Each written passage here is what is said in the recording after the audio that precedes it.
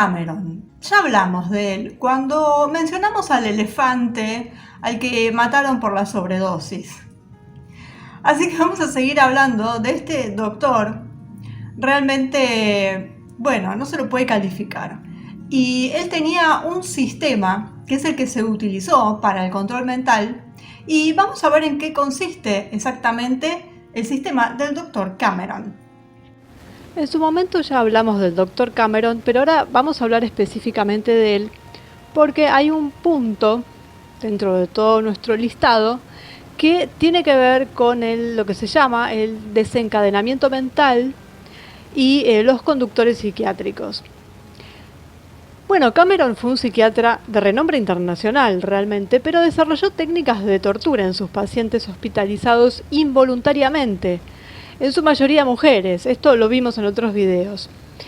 Sus brutales técnicas incluyeron un método de 3 etapas para el lavado de cerebro, con el fin de eliminar la voluntad y establecer el control. Primero, lo que se llama el desencadenamiento mental, logrado a través del coma inducido por drogas. Y ahí vemos cómo se aplica todo lo que estuvimos viendo hasta ahora. Bueno, los cócteles masivos de fármacos neurolépticos inducen un sueño prolongado que duraba hasta 86 días. La segunda etapa involucraba tratamientos, entre comillas, de electroshock múltiple de alto voltaje 3 veces al día. Finalmente, mientras la persona se encontraba en confinamiento totalmente aislado, en estados alterados de conciencia con LSD y privada de estimulación sensorial, comida adecuada, agua, oxígeno, el sujeto sería bombardeado por lo que se llaman conductores psiquiátricos mediante el uso de un casco de fútbol americano sujeto a la cabeza con mensajes grabados que se reproducían durante horas sin parar, hasta 500.000 de veces, mensajes como por ejemplo, mi madre me odia. Las técnicas de Cameron no tienen ninguna validez terapéutica, eran comparables a las atrocidades médicas que se impartían en los campos. Después de sus tratamientos, los pacientes no podían funcionar directamente, habían quedado reducidos a un estado de infancia como mínimo. Está el caso de Gail Kastner, que contó que el tratamiento de choque convirtió a la estudiante, que era una muy buena estudiante de 19 años, en una mujer que se chupaba el pulgar, hablaba como un bebé, exigía que le dieran el biberón y orinaba en el suelo. Y la familia encima la abandonó, así que peoró la cosa. Bueno, este señor es el padre de todas estas barbaridades. Y nos cuenta John Marks, que fue un investigador al respecto, decía que Ewen Cameron no necesitaba que la CIA lo corrompiera, porque claramente tenía en su mente puesta en hacer una investigación poco ortodoxa mucho antes de que la agencia comenzara a financiarlo. En Cameron la CIA tenía un psiquiatra, convenientemente fuera de Estados Unidos, que estaba dispuesto a realizar experimentos terminales con electroshock, privación sensorial, pruebas de drogas, todo combinado. Al limpiar literalmente las mentes de los sujetos, al eliminar el patrón y luego tratar de programar de nuevo el comportamiento, Cameron llevó el proceso conocido como lavado de cerebro a su extremo más grande. La naturaleza deshumanizante de sus métodos se publicó en revistas médicas de primer nivel sin quejas de otros psiquiatras. Cameron leyó artículos sobre eliminación de patrones, electroshock, antes de las reuniones de sus compañeros psiquiatras y lo recompensaron eligiéndolo presidente de las asociaciones psiquiátricas estadounidense, canadiense y mundial. El significado humano de su oscuro legado llamó la atención del público cuando 9 de sus víctimas canadienses presentaron demandas en la década del 80, 21 años después de la muerte de Cameron.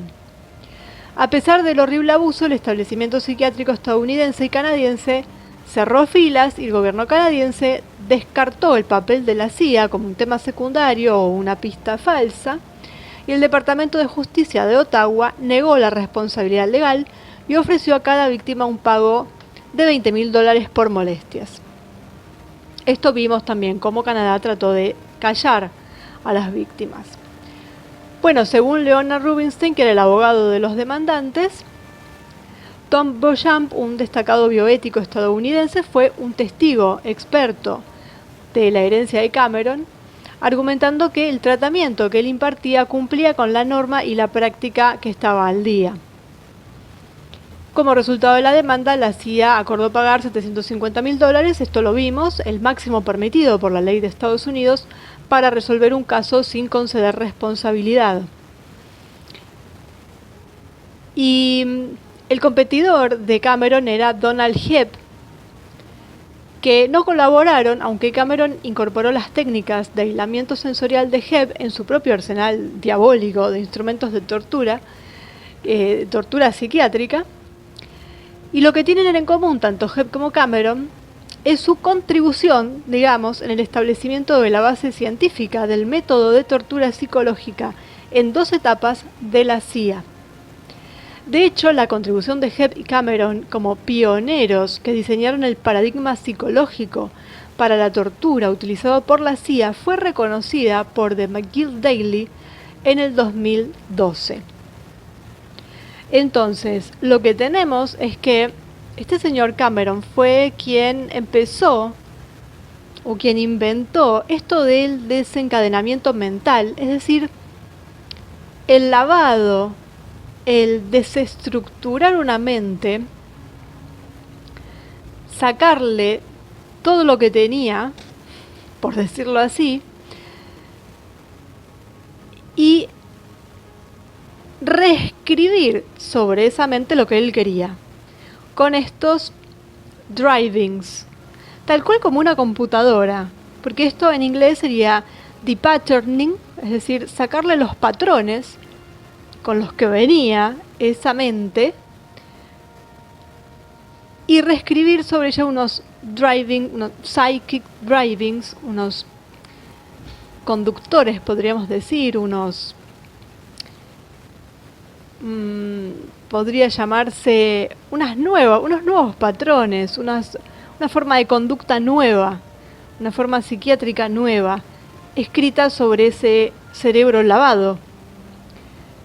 Y entonces el nombre de Cameron, del Dr. Cameron, va absolutamente ligado a esto, al literal lavado de cerebro y reescritura de ese cerebro.